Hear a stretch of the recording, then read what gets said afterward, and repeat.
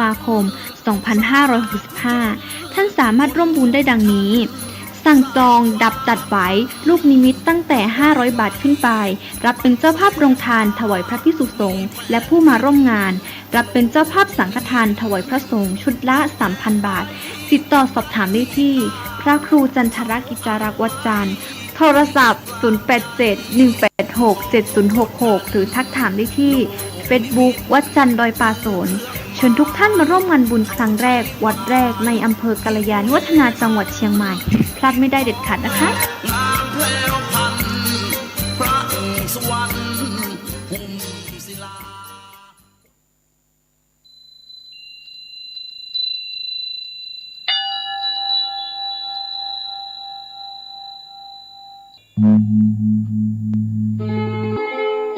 วัดพระสิงห์วรมหาวิหารตำบลพระสิงห์อำเภอเมืองจังหวัดเชียงใหม่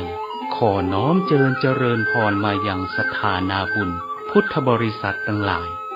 ได้เข้าร่วมพิธีเจริญพระพุทธมนต์บทสวดพระธรรมจักรกัปปวัตตนสูตรซึ่งเป็นปฐมเทศนากันแรกนอกจากนี้มวลหมู่ข้าเจ้าทั้งหลายจักได้นอบน้อมใจสักการะบูชาพระมหาปารมีแห่งองค์หลวงพ่อโตองค์พระสักยมุนีสีสันเพชรที่เสด็จประดิษฐานเป็นองค์ประธานอยู่ณพระวิหารหลวงวัดพระสิงห์วรมหาวิหารและบูชาพุทธานุภาวะปารมีแห่งองค์พระพุทธสิหิงค์พระสิงห์หลวงสถิตณพระวิหารลายคำและจักได้สวงสาปูจาองค์สรีมหาธาตุหลวงเจ้าเจติยะพระมหาธาตุเจ้า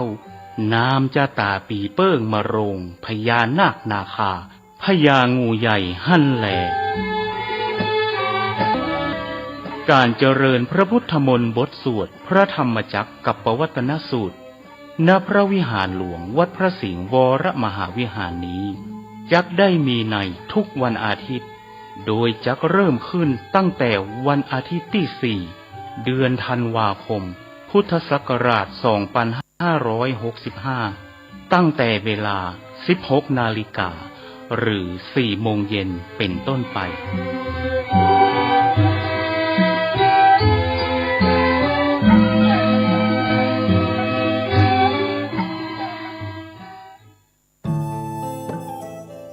ท่านกำลังติดตามรับฟังสถานีวิทยุกระจายเสียงพระพุทธศาสนาแห่งชาติและสังคมคลื่นเพื่อการศึกษาพระพุทธศาสนาและวัฒนธรรมระบบ FM 104.5 เมกะเฮิรตซ์รายการต่อไปเป็นรายการคดีโลกคดีธรรม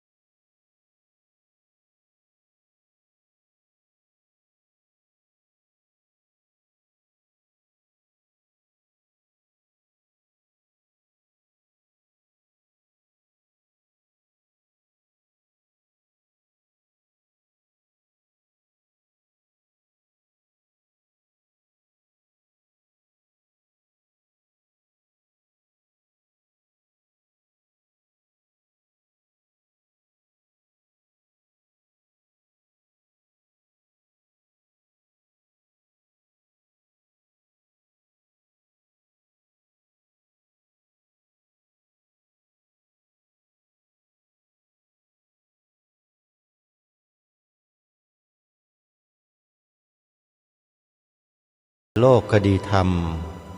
มาพบกับท่านผู้ฟังเป็นปกติทุกวันจันทร์ถึงวันศุกร์และวันเสาร์อาทิตย์ทางสถานีวิทยุแห่งนี้ท่านผู้ฟังสามารถใช้โทรศัพท์มือถือระบบ Android ดาวน์โหลดแอปพลิเคชันวิทยุพุทธศาสนาทั่วไทยเพื่อติดตามรับฟังรายการนี้ได้ทุกวันแล้วยังมีรายการธรรมะจากสถานีวิทยุต่างๆที่รวมอยู่ในแอปพลิเคชันนี้อีกจำนวนถึง39สถานีทั่วไทยและยังมีสถานีวิทยุพระพุทธศาสนาแห่งชาติที่เปิดธรรมะตลอด24ชั่วโมงให้กับสาธุชนได้ติดตามรับฟังกันเป็นประจำทุกวันอีกด้วยใครที่ดาวน์โหลดแอปพลิเคชันนี้ไว้เหมือนกับท่านมีเพื่อนที่เป็นกัลยาณมิตรแท้ๆติดตัวท่านไปตลอด24ชั่วโมงไปกับท่านทุกขนทุกแห่งทุกที่ที่ท่านไปไม่ว่าจะอยู่ซีกโลกไหนก็ตามธรรมะจากแอปพลิเคชันวิทยุพุทธศาสนาทั่วไทยก็จะติดตามไปคุ้มครองท่านทุกที่สัพพทานังธรรมทานังชินาติการให้ธรรมะเป็นทานชนะการให้ทั้งปวงเพราะฉะนั้นใครก็ตามที่บอกให้ผู้อื่นดาวน์โหลดแอปพลิเคชันวิทยุพุทธศาสนาทั่วไทยท่านนั้นได้บุญใหญ่ได้ให้ธรรมะเป็นทานแก่เพื่อนมนุษย์ด้วยกันโดยไม่ต้องลงทุนมากมายอะไรเพียงแค่ใช้วาจาใช้วจีกรรมของเราเล็กๆน้อยๆเพื่อให้ผู้อื่นได้มีโอกาสได้รับสิ่งที่ดีมีสาระเป็นประโยชน์แก่ชีวิตเท่านั้นเราก็ได้บุญไปโดยปริยายจึงขอเรียนเชิญเจริญพรสาธุชนทั้งหลายได้ช่วยกันเผยแพร่ช่วยกันบอกต่อให้พี่น้องญาติมิตรสหายผู้ร่วมงานของเราได้ดาวน์โหลดแอปพลิเคชันนี้ไว้โดยทั่วถึงกันแอปพลิเคชันวิทยุพุทธศาสนาทั่วไทยแอปดังกล่าวนี้ได้ถูกพัฒนาขึ้นโดยฝีมือของลูกศิษย์วัดของวัดป่าจริยธรรมตำบลนาดอกคำอำเภอนาด้วงจังหวัดเลยโดยการบัญชาของเจ้าอาวาสคือท่านพระครูจริยสารธรรมเจ้าคณะอำเภอนาด้วงเจ้าอาวาสวัดป่าจริยธรรมตำบลนาดอกคำอำเภอนาด้วงจังหวัดเลยพระสงฆ์เรานั้นพยายามทำทุกวิถีทางเพื่อที่จะนำหลักธรรมคำสอนของพระสัมมาสัมพุทธเจ้าเผยแผ่ออกไปสู่จิตใจของผู้คนในสังคมในโลกใบนี้ด้วยวิทยาการด้วยเทคโนโลยีสมัยใหม่ที่โลกได้จัดทำขึ้นไว้พระสงฆ์เราจึงมีความมุ่งมั่นในการทำงานการเผยแผ่มาโดยตลอดโดยเฉพาะพระสงฆ์ที่ท่านใฝ่รู้ใฝ่ศึกษาใฝ่ปฏิบัติดีปฏิบัติชอบท่านไม่ได้อยู่นิ่งเฉยพยายามทุกวิถีทางที่จะนำหลักธรรมคำสอนของพระสัมมาสัมพุทธเจ้ามาอธิบายมาขยายความทำความยากให้เป็นความง่าย ด้วยการอธิบายความให้ทุกท่านได้ฟังผ่านสื่อต่างๆมายาวนานเราคงจำกันได้ว่า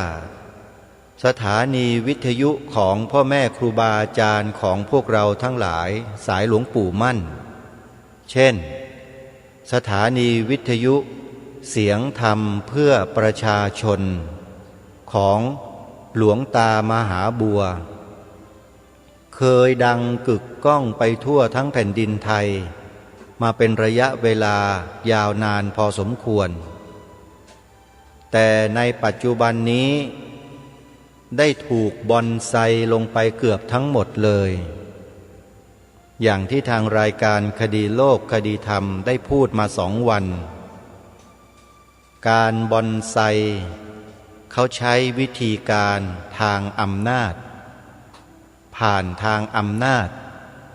โดยเฉพาะอำนาจในฝ่ายนิติบัญญัติคือฝ่ายกฎหมายได้ให้อำนาจต่อกลุ่มบุคคลที่ได้รับการมอบหมายได้รับการแต่งตั้งจากหน่วยงานเพื่อมาทำการเกี่ยวกับเรื่องดังกล่าวปรากฏว่าทำไปทำมากลายมาบอนไซพระพุทธศาสนาของเราด้วยการทำอย่างที่ทางรายการคดีโลกคดีธรรมได้พูดมา2 วันคือบอนไซพระพุทธศาสนาของเราพ่อแม่ครูบาอาจารย์ของเราเผยแผ่ธรรมะกันอยู่ดีๆกลับมาออกหนังสือคำสั่งออกระเบียบมาดำเนินการมาสั่งการมาบีบบังคับให้วัดวาอารามต่างๆให้สถานีวิทยุของวัดวาอารามต่างๆในพระพุทธศาสนาเนี่ยลดกำลังส่งลงลดเสาลงจากที่ไม่มีข้อจำกัดไว้ให้ลดลงเหลือ500 วัตต์ในส่วนของเครื่องส่งกระจายเสียงนะฮะลดลงจาก 2,000 วัตต์จาก 10,000 วัตต์จาก 5,000 วัตต์เหลือเพียงแค่500 วัตต์เหมือนกันทั้งประเทศเรียกว่าออกหนังสือมาเพียงแค่ฉบับเดียวกระดาษเปื้อนหมึกใบเดียวเนี่ยทำให้พระพุทธศาสนาของเราเรียวลงทันทีทันตาเห็นไหมฮะนี่คืออำนาจเป็นอำนาจแบบไหนทุกท่านก็ลองพิจารณากันดูเอาเองนะไม่พอเท่านั้นฮะล่าสุดเมื่อต้นเดือนพฤศจิกายนนี้ออกมาอีก1 ฉบับกระดาษเปื้อนหมึกไม่รู้ใครเหมือนกันที่มีแนวความคิดเช่นนั้นออกมาบีบบังคับให้สถานีวิทยุของพระสงฆ์ทั่วประเทศยอมรับเงื่อนไขที่เขากำหนดถ้าหากว่ายอมรับก็จะได้ออกกระจายเสียงต่อแต่ต้องลดกำลังส่งลงอีกจาก500 วัตต์เหลือเพียงแค่100 วัตต์เท่านั้นอาตมาภาพนี่เป็นคนพูดจาชัดแต่วันนี้จะไม่พูดชัดเพราะถ้าพูดแล้วญาติโยมฟังกันไม่ได้มันเจ็บกระดองหัวใจนิดๆที่พวกเราหวังดีปรารถนาดีทำดีคิดดีพูดดีกันมาตลอดชีวิตเพื่อสร้างคุณงามความดีให้เกิดขึ้นในหมู่มนุษยชาติของเราโดยเฉพาะในหมู่พี่น้องคนไทยของเราแต่กลับโดนกระทำจากอำนาจแบบนี้เนี่ยถามว่ามันใช่หรือการกระทำเช่นนี้ที่เกิดขึ้นมันใช่หรือมันใช่อำนาจในประเทศไทยหรือที่ทำแบบนี้กับพระพุทธศาสนาของเราใช่อำนาจในประเทศไทยหรือเปล่าหรือเป็นอำนาจจากที่ไหนมีนอมินีที่รับจ็อบมาจากที่ไหนหรือเปล่าอาตมาภาพสงสัยมีสิทธิ์ที่จะสงสัยเรื่องเหล่านี้ได้เพราะตั้งแต่รู้ความมาเนี่ย อาตมาภาพก็มีความรู้อย่างหนึ่งว่าบ้านเมืองเราเนี่ยใครที่จะเข้าไปดำรงตำแหน่งใหญ่โตในบ้านในเมืองนี้เขาใช้เงินซื้อกันได้รู้มาตั้งแต่อ้อนแต่ออกแล้วพ่อของอาตมาภาพเวลาถึงฤดูการเลือกตั้งเนี่ยก็จะมาพูดก็จะมาบอกแล้วว่าจะได้เงินใช้แล้วไอเราก็ถามว่าเงินจากไหนพ่อเดี๋ยวพวกสสที่เลือกตั้งก็เอาเงินมาให้ว่างั้นเราก็ไม่ถามอะไรต่อเพราะเราเป็นเด็กเล็กๆยังไม่รู้ว่าไอการบ้านการเมืองมันคืออะไรไง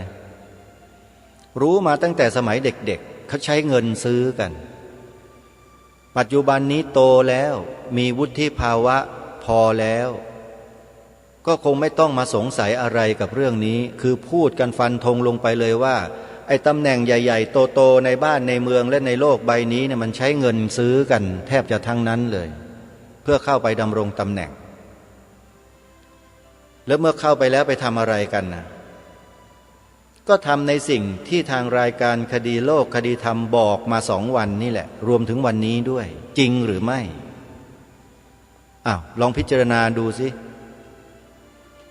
นี่พูดในฐานะผู้ที่ได้รับผลกระทบจากการกระทำเช่นนั้นนะถ้าไม่ได้รับผลกระทบก็จะไม่พูด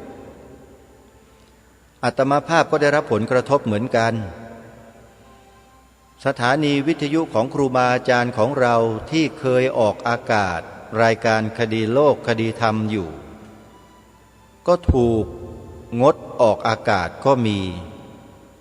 เพราะแรงเสียดทานของแนวคิดแบบนี้นี่แหละมันเกิดอาการสั่นกลัวกันขึ้นมากลัวแบบไม่มีเหตุไม่มีผลมันเหมือนกับกลัวโดยสัญชาตญาณอะไรสักอย่างหนึ่งที่ไม่ใช่สัญชาตญาณของความเป็นมนุษย์นะสัญชาตญาณของสิ่งมีชีวิตในโลกใบนี้นะมันมีอยู่4 อย่างเท่ากันหมด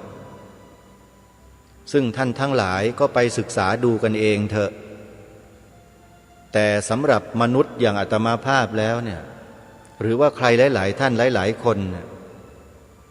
คงจะไม่ได้เป็นแค่อยู่4 อย่างเท่านั้นและก็คงจะไม่ยอมที่จะทำตนให้อยู่ภายใต้สัญชาตญาณเพียง4 ข้อซึ่งเป็นสมบัติขั้นพื้นฐานธรรมชาติของสิ่งมีชีวิตในโลกเท่านั้น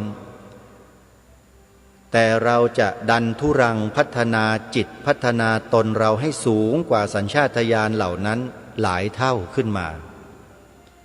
ซึ่งศักยภาพของความเป็นมนุษย์อย่างพวกเราเนี่ยทำกันได้ไม่ยากเลยไม่ต้องใช้ตรรกะไม่ต้องใช้มันสมองอะไรด้วยเพียงแค่ทำตามองค์สมเด็จพระบรมศาสดาสัมมาสัมพุทธเจ้าของเราเท่านั้นให้รักษาศีลเจริญภาวนาเจริญสมาธิเจริญปัญญาแค่นี้มันก็สูงกว่าสัญชาตญาณเหล่านั้นแบบสบายๆง่ายๆแล้วปฏิบัติให้ได้ตามหลักไตรสิกขาของพระสัมมาสัมพุทธเจ้าของเราเนี่ยก็สามารถเหนือกว่าสัญชาตญาณเหล่านั้นแล้วแต่ปรากฏว่ามนุษย์ในยุคนี้เนี่ยมันพ่ายแพ้ต่ออำนาจบางอย่างแล้วก็ยอมอยู่ภายใต้สัญชาตญาณธรรมชาติ4 อย่างนั้นเหมือนอย่างที่หลวงพ่อพุทธทาสพูดเอาไว้ขมวดมาเป็น3 ข้อลูกศิษย์ลูกหาหลวงพ่อพุทธทาสก็คงจะทราบดีมนุษย์ในโลกที่มันทำอะไรต่อไม่อะไรผิดทำนองคลองธรรมอยู่ทุกวันนี้ก็เพราะมันตกอยู่ภายใต้อำนาจ3 อย่าง 1. กิน 2. กาม 3. เกียรติกินกามเกียรติท่านสรุปเอาไว้แบบชัดๆง่ายๆเห็นเป็นตรรกะแบบขั้นพื้นฐานที่มนุษย์ทั่วไปก็ควรจะศึกษาเรียนรู้ได้ว่ากินกามเกียรติคืออะไรคือสัญชาตญาณ ของสิ่งมีชีวิตในโลกทั้งหมดคงไม่ต้องขยายความนะฮะว่าสิ่งมีชีวิตทั้งหมดหมายถึงอะไรถ้าคนเรา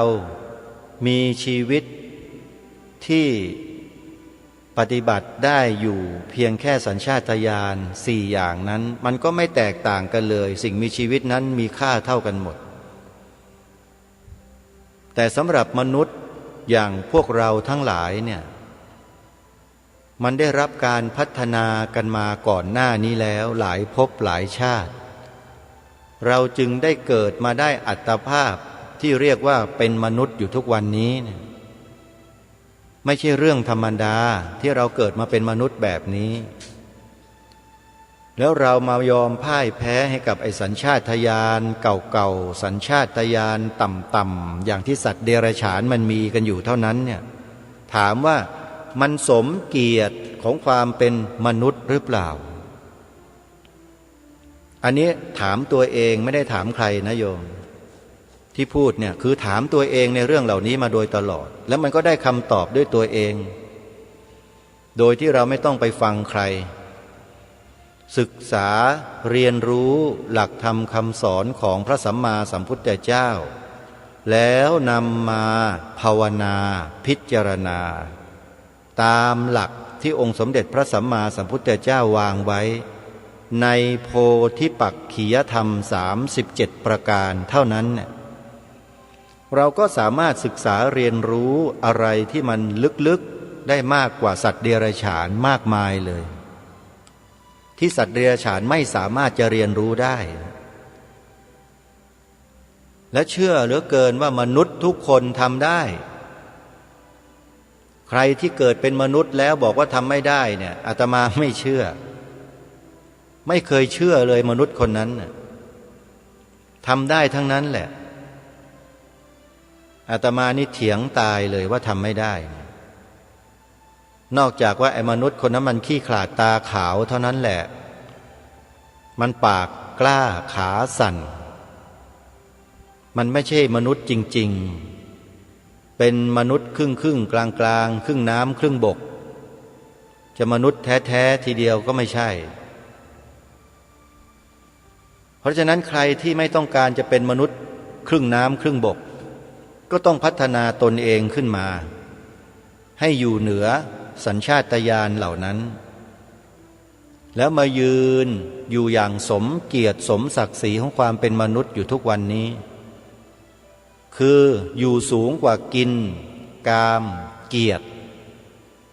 ที่มันใช้เงินซื้อได้เนี่ยให้อยู่สูงกว่านั้นเมื่ออยู่สูงกว่านั้นแล้วเงินมันมาฟาดหัวไม่ได้เงินมันมาซื้อไม่ได้การยกยอปอปั้นคำเยินคำยอมันก็ทำอะไรเราไม่ได้คำด่าคำพรุษวาทอะไรต่างๆมันก็ทำอะไรเราไม่ได้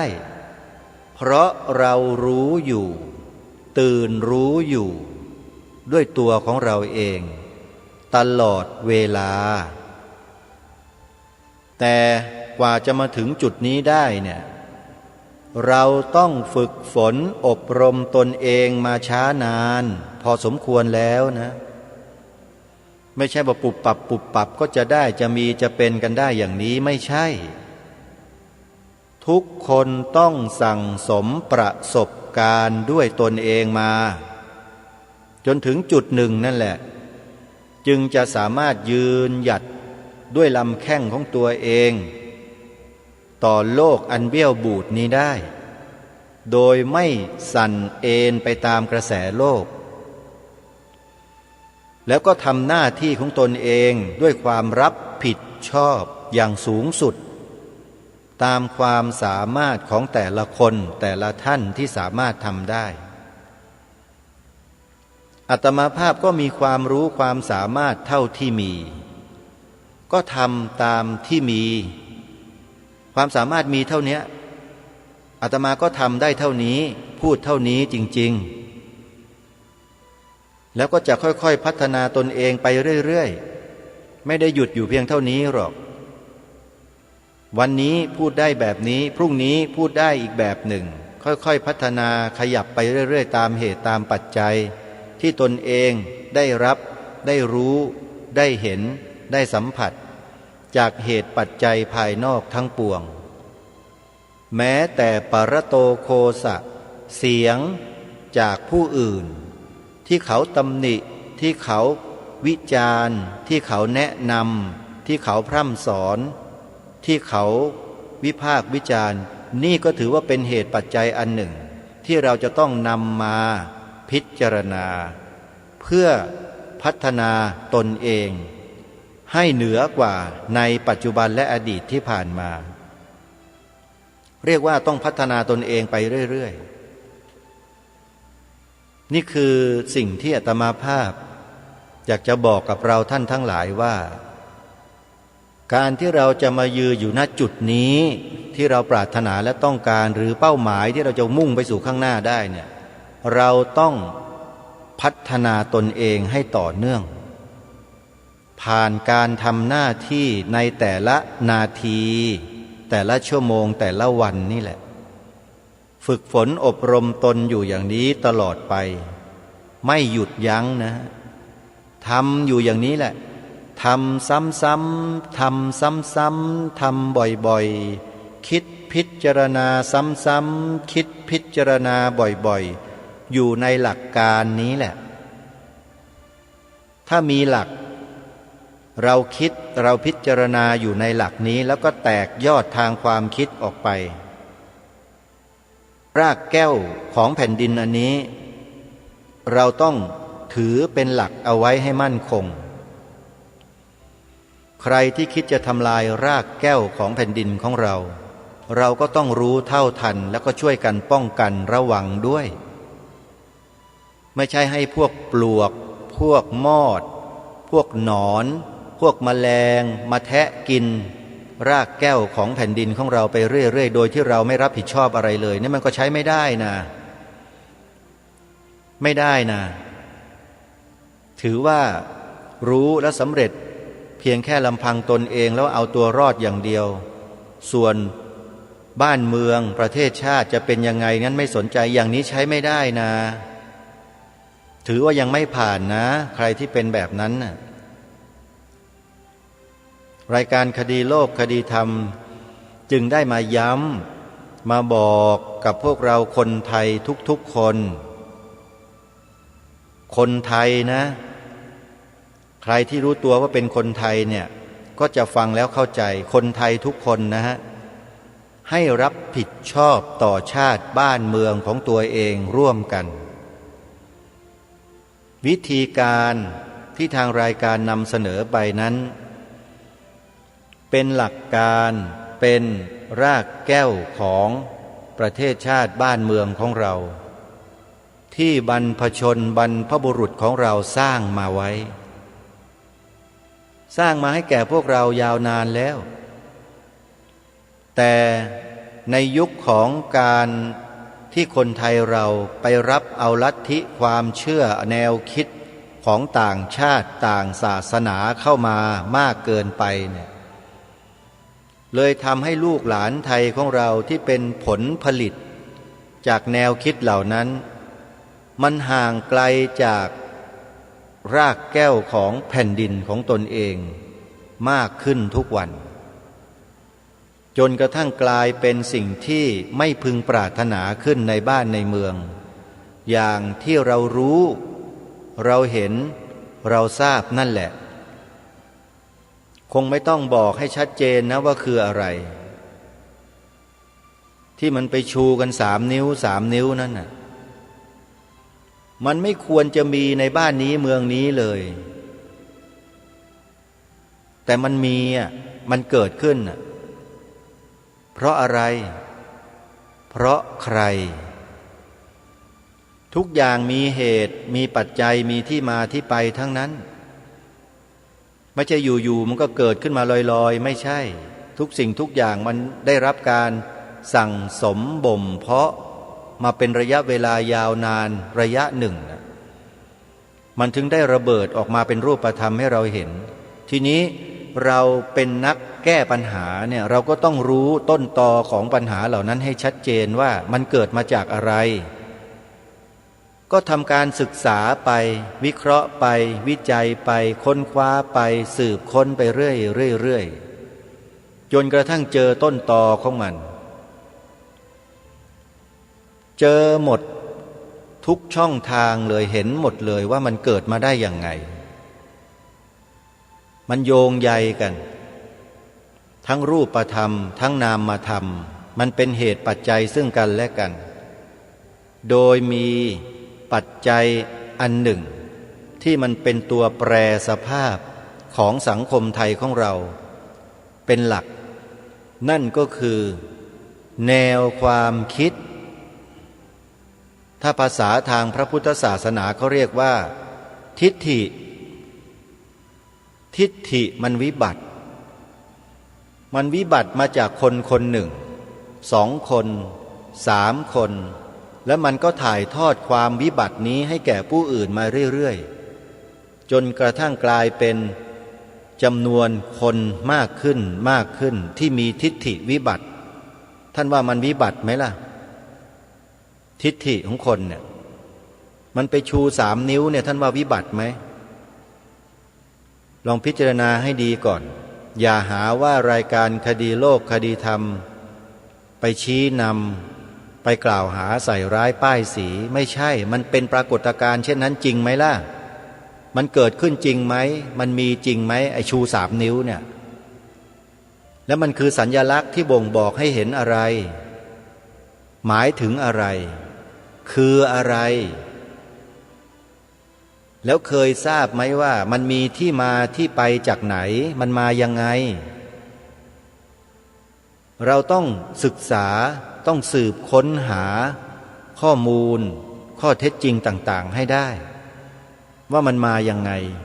ทุกอย่างมีเหตุทั้งนั้นแหละท่านอยู่ที่เราเนี่ยจะค้นคว้าหามันเจอหรือเปล่า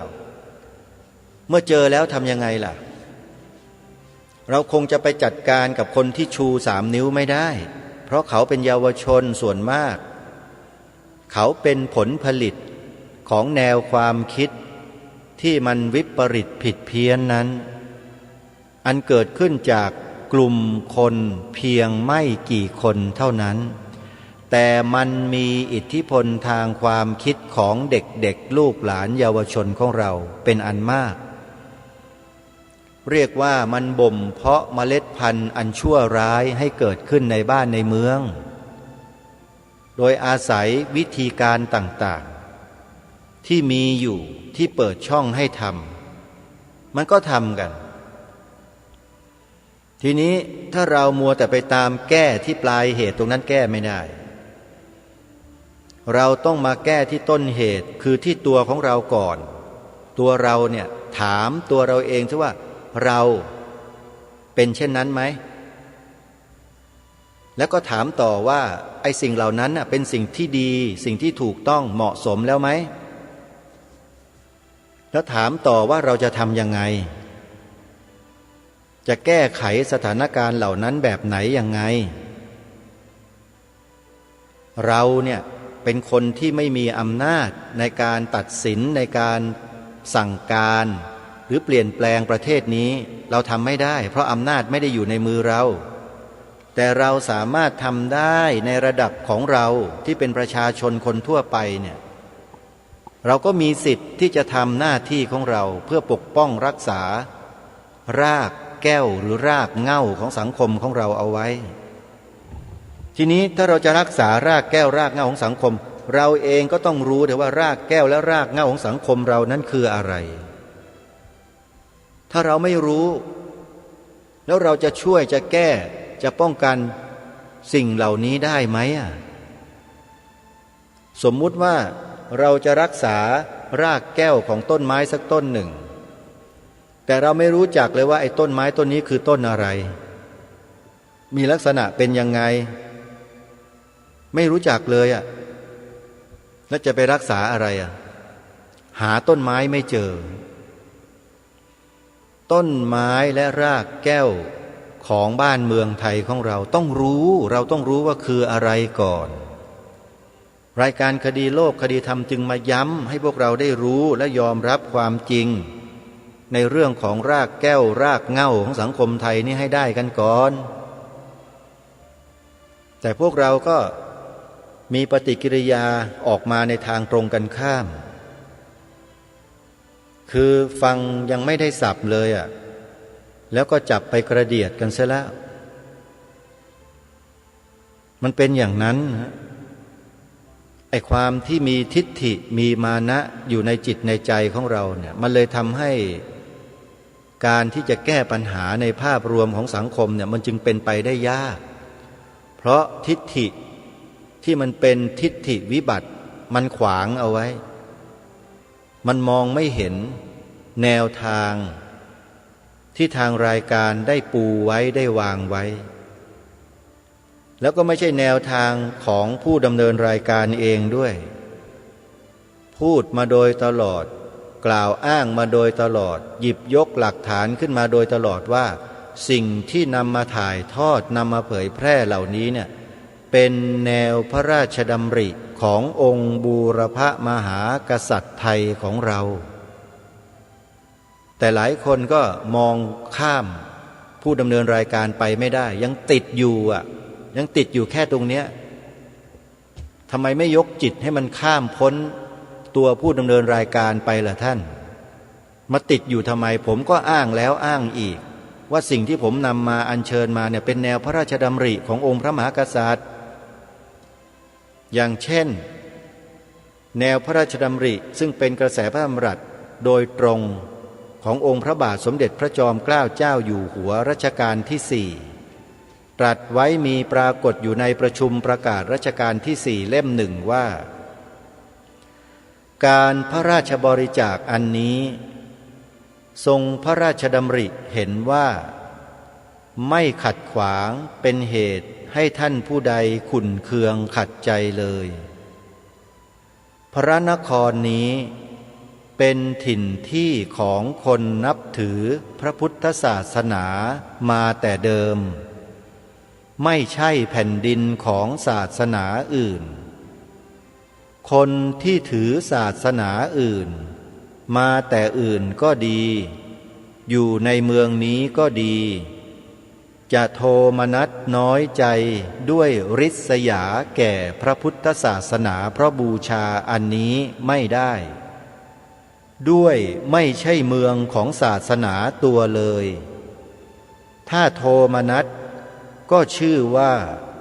โลภล่วงเกินไปนี่แหละคือรากเหง้ารากแก้วของสังคมไทยของเราคือสิ่งนี้ที่ทางรายการย้ำมาโดยตลอดแล้วก็ถามท่านผู้ฟังมาโดยตลอดในทุกระดับในประเทศนี้ที่ฟังรายการอยู่หรือไม่ได้ฟังก็แล้วแต่ว่าพวกท่านน่ะยอมรับสิ่งนี้ของพระองค์ท่านที่ตรัสไว้ไหมท่านยอมรับไหมว่านี่คือรากแก้วของสังคมไทยของเราคือรากเหง้าของสังคมไทยของเรายอมรับไหมล่ะเพียงคำตอบต่อคำถามอันนี้มันก็บ่งบอกถึงตัวท่านได้แล้วว่าท่านเนี่ยเป็นคนไทยแท้หรือเป็นคนไทยปลอมท่านก็ตัดสินใจเลือกเอาเองสิไม่มีใครเข้าไปตำหนิหรือไม่มีใครเข้าไปกำหนดตัวท่านนะตัวท่านทั้งหลายกำหนดตัวท่านเองผู้ดำเนินรายการเป็นเพียงผู้สื่อมาให้ทุกท่านได้ตัดสินตัวท่านเองไม่ใช่เป็นคนมาชี้นำนะท่านนะเพราะฉะนั้นถึงบอกให้มองข้ามตัวกระผมและอาตมาภาพไปเถอะเข้าให้ถึงพระองค์ท่านในแต่ละพระองค์ที่ทางรายการได้อัญเชิญมาเนี่ยองค์พระบาทสมเด็จพระมงกุฎเกล้าเจ้าอยู่หัวรัชกาลที่ 6ตรัสไว้ชัดเหมือนกันว่าพระพุทธศาสนาเป็นศาสนาสำหรับชาติเราจำเป็นต้องถือด้วยความกตัญญูต่อบิดามารดาและต้นโคตรวงของเราจำเป็นต้องถือไม่มีปัญหาอะไรเมื่อข้าพระเจ้ารู้สึกได้แน่นอน จึงได้กล้าลุกขึ้นยืนแสดงเทศนาทางพระพุทธศาสนาแก่ท่านทั้งหลายโดยหวังแน่ว่าบรรดาท่านทั้งปวงซึ่งเป็นคนไทยเมื่อรู้สึกแน่วแน่แล้วว่าศาสนาในสมัยนี้เป็นของที่แยกจากชาติไม่ได้พุทธศาสนาเป็นของไทยเรามาชวนกันนับถือพระพุทธศาสนาเถิดผู้ที่แปลงศาสนาคนเขาดูถูกยิ่งเสียกว่าผู้ที่แปลงชาติเพราะเขาย่อมเห็นว่าสิ่งที่นับถือเลื่อมใสกันมาตลอดครั้งปู่ย่าตายายตั้งแต่เด็กมาแล้วเป็นของสำคัญอันหนึ่งซึ่งแสดงให้เห็นว่าคนนั้นมีความสัตย์มีความมั่นคงในใจหรือไม่เมื่อมาแปลงชาติศาสนาได้แล้วเป็นแลเห็นได้ทันทีว่าเป็นคนไม่มั่นคงอย่าว่าแต่อะไรเลยศาสนาที่ใครทั้งโลกเขานับถือว่าเป็นของสำคัญที่สุดเขายังแปลงได้ตามความพอใจหรือเพื่อสะดวกแก่ตัวของเขาเหตุฉะนี้ผู้แปลงศาสนาถึงแม้จะไม่เป็นผู้พึงเกลียดชังแห่งคนทั่วไปก็ย่อมเป็นผู้ที่เขาสามารถจะเชื่อได้น้อยเพราะเหตุฉะนั้นเป็นความจำเป็นที่เราทั้งหลายผู้เป็นไทยจะต้องมั่นอยู่ในพระพุทธศาสนาซึ่งเป็นศาสนาสำหรับชาติเราทุกท่านที่ฟังตรงนี้จบแล้วเนี่ยท่านลองหันกลับไปมองและถามตัวเองดูสิว่าพวกท่านทั้งหลายเนี่ยยังมีความจงรักภักดีต่อสถาบันพระมหากษัตริย์อยู่หรือไม่สิ่งนี้เป็นเครื่องชี้วัดว่าท่านเชื่อตรงนี้ของพระองค์ไหมศรัทธาในสิ่งที่พระองค์ท่านมีแนวพระดำริตรัสไว้อย่างนี้หรือไม่นี่คือตัวชี้วัดความเป็นคนไทยของเราโดยเฉพาะชี้วัดตัวความจงรักภักดีของเราที่มีต่อองค์พระมหากษัตริย์ว่าเรามีจริงหรือเปล่าถ้ามีจริงนะทุกคนจะไม่ปฏิเสธในสิ่งที่ทางรายการอัญเชิญมาอ่านเมื่อสักครู่นี้แล้วทุกคนจะเทิดทูนไว้เหนือเสียรเหนือเกล้าเหนือกระหม่อมแล้วก็นำถ่ายทอดสู่ชนรุ่นต่อกันไปอย่างไม่หยุดยั้งไม่ท้อถอยแล้วทำอย่างเต็มกำลังโดยไม่ต้องถามหาเหตุผลใดๆทั้งสิ้นคือทำเลยมีความเชื่อมั่นมีความศรัทธาเป็นตัวนำอาตมาภาพนี่ขอบอกเลยว่าเมื่อองค์พระมหากษัตริย์ตรัสสิ่งใดไว้ในลักษณะเช่นนี้เนี่ยไม่มีความลังเลสงสัยอยู่ในใจแม้แต่นิดเดียวเลยที่จะอัญเชิญมาเผยแพร่เอามาถ่ายทอดต่อเพราะมั่นใจเลยว่าองค์พระมหากษัตริย์ไทยของเรานั้นทรงมีความซื่อตรงต่อประเทศชาติบ้านเมืองต่อแผ่นดินต่อพระราชอาณาเขตที่บรรพชนบรรพบุรุษรักษาสืบสารมาไม่มีทางที่องค์พระมหากษัตริย์พระองค์ไหนที่จะกระทำนอกเหนือไปจากแนวพระราชดำริขององค์บุรพมหากษัตริย์พระองค์ก่อนๆเป็นอันขาดจึงทำให้อาตมาภาพเนี่ยมีความเชื่อมั่นในสิ่งนี้แล้วก็ได้อัญเชิญมาอ่านอัญเชิญมาถ่ายทอดมาเผยแพร่อยู่ตลอดเวลาโดยไม่รู้จักเบื่อจักหน่ายเลยครั้งไหนเวลาไหนวันไหนที่ได้อัญเชิญมาอ่านให้พวกเราได้ฟังกันเนี่ยอาตมาภาพก็มีความปลื้มปีติมีความยินดี มีความมุ่งมั่นในใจยิ่งขึ้นด้วยเหมือนกับเป็นยาชูกำลังใจอย่างพิเศษที่ไม่ต้องไปหาจากที่ไหนเลยเพียงแค่หนังสือเล่มนี้เล่มเดียวเนี่ยที่อาตมาภาพได้รับมาจากมือของท่านเจ้าประคุณสมเด็จพระพุทธาจารย์เกี่ยวอุปเสนมหาเถระอดีตประธานคณะผู้ปฏิบัติหน้าที่สมเด็จพระสังฆราชอดีตเจ้าอาวาสวัดสระเกษราชวรมหาวิหารเนี่ยเล่มนี้ยังอยู่ในมือทุกวันนี้ไปไหนก็อัญเชิญติดตัวไปตลอดตามคำให้พรของท่านท่านพูดกับอาตมาภาพที่เข้าไปกราบท่านในวันนั้นท่านบอกว่าถ้ารักผมจริงให้ติดหนังสือเล่มนี้ไปในย่ามทุกที่อาตมาภาพติดไปตลอดไม่เคยทิ้งไม่เคยวางไม่เคยอะไรไปไหนเลยและในวันที่จะไปพูดงานปฏิบัติธรรมเฉลิมพระเกียรติ5 ธันวามหาราชในวันที่5 ธันวา4-5 ธันวาที่จะถึงเนี่ยอาตมาก็จะอัญเชิญสิ่งทั้งหลายเหล่านี้ไปด้วยและจะนำไปอ่านให้คนที่เข้ามาร่วมงานปฏิบัติธรรมเฉลิมพระเกียรติได้ฟังตรงนี้กันให้เต็มไม่เคยเบื่อไม่เคยหน่ายไม่เคยมีความรู้สึกตะขิดตะขวงใจอะไรเลยที่จะอัญเชิญสิ่งเหล่านี้มาอ่านแล้วก็จะถามทุกคนที่กำลังดูกำลังฟังอยู่ขณะนี้ขณะไหนก็ตามว่าพวกคุณน่ะมีความจงรักภักดีอย่างแท้จริงหรือเปล่ามั่นคงหรือไม่ถ้าคุณมีความจงรักภักดีต่อสถาบันพระมหากษัตริย์อย่างมั่นคงอย่างจริงจังจริงใจคุณจะต้องยอมรับสิ่งที่ทางรายการหรือทางกระผมหรืออาตมาภาพอัญเชิญมาอ่านให้ฟังแล้วคุณไม่ปฏิเสธสิ่งนี้เด็ดขาดถ้าใครปฏิเสธแม้แต่นิดเดียวถือว่าเป็นพวกจอมปลอมทั้งหมดพระพุทธศาสนาเป็นศาสนาสำหรับชาติเราองค์พระบาทสมเด็จพระมงกุฎเกล้าเจ้าอยู่หัวตรัสไว้ในเทศนาเสือป่าชัดถึงขนาดนี้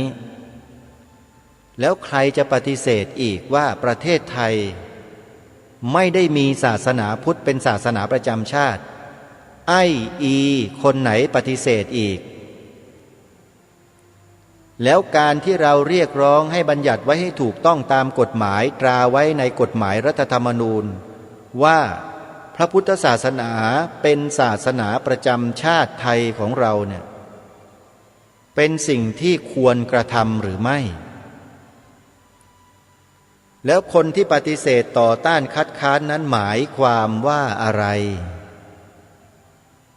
นี่ไงคือสิ่งที่ทางรายการรณรงค์แล้วบอกพวกเรามาโดยตลอดว่าอย่ายอมเด็ดขาดให้ใครก็ไม่รู้มาทำลายรากเหง้าของประเทศชาติบ้านเมืองไทยของเราเข้าใจหรือยังท่านผู้ฟังเดี๋ยวนี้อาตมาภาพพยายามที่จะพูดช้าๆพูดชัดๆพูดให้มีจังหวะจะโคนให้ทุกท่านทุกคนฟังแล้วไม่ต้องไปตีความอะไรกันอีกเพื่อให้พวกเรานั้นจบลงในเนื้อหาของแต่ละวันโดยไม่ต้องสงสัยเพื่อหวังให้พวกเรานั้นได้เชื่อมั่นในบรรพบุรุษบรรพชนของเราที่รักษาสืบสารต่อยอดรากเหง้าของสังคมไทยมาถึงพวกเราวันนี้กล่าวคือพระบวรพุทธศาสนานั่นเองแม้แต่องค์พระมหากษัตริย์เองก็ทรงพยายามที่จะสืบสารรักษาต่อยอดสิ่งนี้มาให้แก่พวกเราเหมือนกันทรงยอยกพระพุทธศาสนาเอาไว้ยิ่งกว่าสิ่งใดๆทั้งสิ้นแล้วไม่ต้องไปพูดถึงพวกลัทธิอื่นนะพวกนั้นอาตมาภาพถือว่าเป็นลัทธิทั้งหมดไม่ถือว่าเป็นศาสนาของชาติ ฟังให้ดีนะอาตมาภาพไม่ถือว่าสิ่งอื่นๆเป็นศาสนาของชาติแต่ถือว่าเป็นเพียงแค่ลัทธิหนึ่งที่มาอาศัยพระบรมโพธิสมภารเพื่อเผยแพร่ลัทธิของตนเองในแผ่นดินสยามเท่านั้นไม่ใช่ศาสนาของชาติศาสนาของชาติมีเพียงศาสนาเดียวตามพระราชดำรัสของล้นเกล้ารัชกาลที่6ที่ได้อัญเชิญมาเมื่อสักครู่นี้คือพระพุทธศาสนาเป็นศาสนาสำหรับชาติเรานี่คือพระราชดำรัสโดยตรงจากพระโอษฐ์ขององค์พระบาทสมเด็จพระมงกุฎเกล้าเจ้าอยู่หัวถ้าจะตีความแบบรวบยอดทีเดียวครั้งเดียวจบก็คือประเทศไทยมีพระพุทธศาสนาเป็นศาสนาประจำชาติเท่านั้นตรงนี้แหละมันจะเป็นตัวชี้วัดคนไทยในประเทศนี้ว่าใครมันจงรักภักดีอย่างแท้จริงใครมันจงรักภักดีแบบจอมปลอมมันจะแยกออกไปด้วยสิ่งนี้อาตมาภาพขอบอกไม่ต้องไปใช้วิธีอื่นหรอกท่านตรรกะอื่นใช้ไม่ได้ฮะพูดถึงเรื่องของศาสนาประจำชาติแล้วต้องตรรกะนี้เท่านั้นต้องเป็นขององค์พระมหากษัตริย์อันเป็นพระประมุขของแผ่นดินเท่านั้นคนอื่นไม่ใช่นะฮะคุณจะเป็นนักวิชาการจบมา800ด็อกเตอร์มันก็ไม่ใช่คุณจะเก่งฉกาจมาจากดวงดาวไหนมันก็ไม่ใช่อ่ะต้องเชื่อมั่นสิพวกเราทุกคนเราต้องเชื่อมั่นตัวเราเองเชื่อมั่นในบรรพบุรุษของเราในองค์บุรพมหากษัตริย์ของเราสิเราอย่าไปฟังคนอื่นตัดมันทิ้งไปให้หมดเลยถ้าเราต้องการจะรักษาสืบสารต่อยอดชาติบ้านเมืองของเราให้เป็นเอกราชนครต่อไปเนี่ยนี่ทำตามแนวพระดำริขององค์พระมหากษัตริย์ของเราเนี่ยฝากไว้ช่วงท้ายรายการวันนี้เวลาของรายการหมดท่านผู้ฟังไว้พบกันใหม่ในวันต่อไปขอความสุขความสวัสดีในธรรมแห่งองค์สมเด็จพระบรมศาสดาสัมมาสัมพุทธเจ้าซึ่งมนุษย์เทวดาและสรรพสัตว์ทั้งหลายได้ให้ความศรัทธาเชื่อมั่นจงบังเกิดมีแด่ท่านสาธุชนทุกท่านทุกคนเทินขอเจริญพรกล้าคิดก็ต้องกล้าทำอย่ากลัวถ้าทำความดีเป็นศึกษาปัญหาให้ทันท่วงทีเมืองไทยจะพัฒนากว่านี้รายการดีๆคดีโลกคดีธรรมขอรำพันบรรยายความคิด